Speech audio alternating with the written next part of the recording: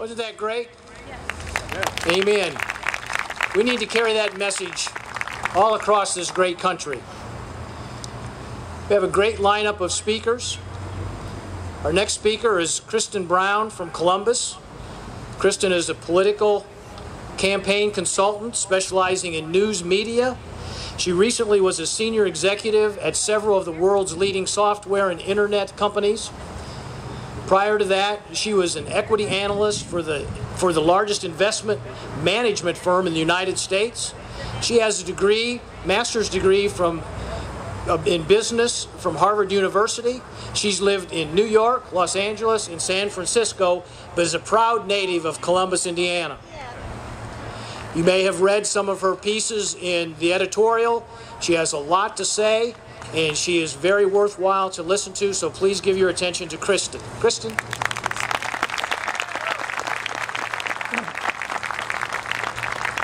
Hi, everyone. Since it's tax day, I'm here to talk about taxation, and I'm going to talk about taxation here at the local level, here in Bartholomew County and in Columbus. Because since this day a year ago, we've actually had our taxes increased twice here. We've got, for all residents in Bartholomew County, we've got a new income tax called the edit tax. And yeah. And if you live here in Columbus like I do, we've got a new trash tax. A very unpopular trash tax. So I've spent the last several months, actually, literally months, researching the impacts of these tax increases and trying to understand the impact of the recent property tax reform. And the conclusion that I've come to is that these tax increases, these new taxes, are unjustified and they're unreasonable. I'll give you some facts.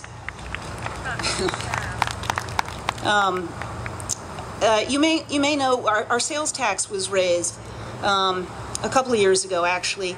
And what the reason for that was the state started started financing some local government services. And out of the county, they started financing a bunch of welfare services that the county provides. So starting in 2009, the state started financing those services with that increased sales tax. Now, for the set of services that Bartholomew County finances with our property taxes and our local income taxes, they've increased. Last year they increased those taxes 7%. This year they increased those taxes, our property taxes, again 7%. Just to put it in perspective, inflation last year was 3%. Inflation so far in this recession is 0 this year. These are excessive increases to be taken every year in any economy, let alone such a severe recession. But this isn't new. I went back and I looked at data for the past 10 years, and Bartholomew County has been increasing our property taxes at a rate of 2 to 3 times the rate of inflation for the last 10 years. This excessive spending and taxation is exactly what the property tax caps were designed to stop. Do we have any support for the property tax caps? Yeah.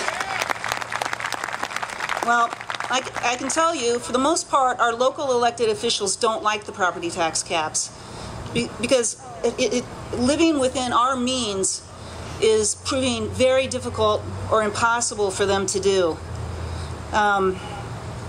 County Council's response, our County Council's response to the property tax caps was to increase our income taxes last year 25%. 25% increase last year in a recession. They did it by passing a tax called what people refer to as EDIT. It's an Economic Development Income Tax, EDIT, EDIT for short. 5 out of 7 members of County Council voted for this tax, therefore it passed. The 2 that didn't vote for it, that voted against it, are Keith Sells. I saw him earlier today. Yeah, and yeah, thanks, Keith. And Evelyn Pence. I'm not sure if she's here or not. But anyway, those that voted for it said that they had to compensate for shortfalls in property tax revenues due to the tax caps. Let me explain to you, when our local officials say shortfalls in revenue, what exactly they mean. So I told you they increased our property taxes 7% this year. The impact of the tax caps is going to slow that revenue growth rate down to 3%. 3%. So not only are property tax revenues for the county not decreasing, they're actually increasing at what's a very healthy clip in this bad economy. So really what they mean when they say there's a revenue loss, what they mean is a decrease to a large annual increase they're trying to take.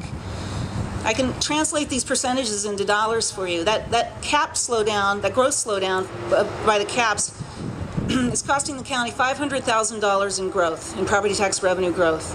Now what do you think the income tax they passed last year is costing us just this year? Anybody have any idea?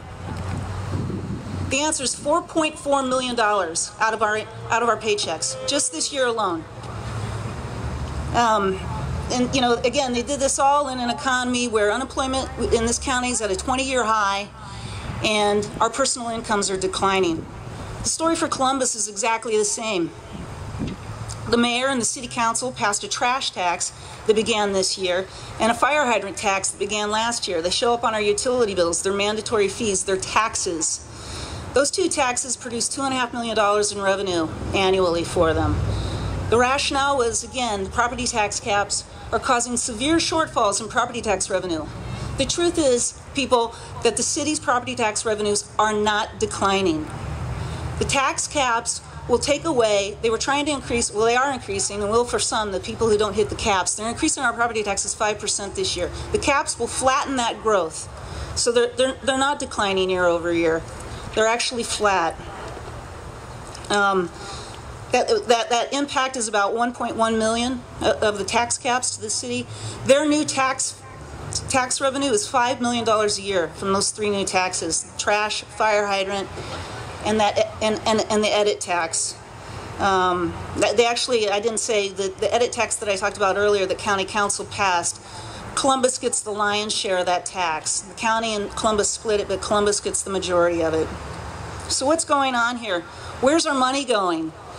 Most of our elected officials say, we just don't understand. We don't get it. You know, the government needs the money. We don't understand. And they're absolutely right. We don't get it. Without a full factual financial picture from them about revenues, spending, and changes over time, how can we? So in response, there's a group of us here locally that have created a grassroots organization called Voter First. It's nonpartisan, and it's dedicated to improving the accountability of our local government. And we've come up with a solution. It's a very simple solution we're recommending to our elected officials. It's a 5-step plan of things that we ask them to do. 1, show us that full financial picture. 2, have an annual plan that outlines your priorities, your goals, your objectives. Tell us how you measure your performance. There's a lot of money going into economic development to recruit companies from Japan and China here. Where are they? How many have come? Have any of them come? Then the 4th thing is just to communicate that information to us in a public meeting at least once a year and put the information on a website. And that's it. That's what we're asking. And unfortunately, most won't do it or sign up to it, and they have one of 2 reasons. They say that the citizens who want to learn more are just a vocal minority. The other response I've gotten is that the citizens elected me, they need to trust me. But we think the Voter First solution is actually a very reasonable request, a great solution. It's positive, it's productive, it's constructive. Therefore, we've started a petition drive, not to be critical, not to be naysayers, not to complain, but simply to politely ask our elected officials, or to let them know that we really appreciate the type of improved communication and information that I've just described. And a handful of people have signed up to it, some candidates for office this year, some incumbents, but the list is very short. So the rest of them are going to have to hear from you. And we've got a table over here, actually where the Ryan Lauer signs are. We've got the petition, we've got signature sheets. Really appreciate it if sometime during this event you could come by, sign your name. You can also see the officials and candidates that have already signed up without public pressure. And we've got some cards with our website address on it where you can find the tax data that I quoted is actually on our website. So thank you very much.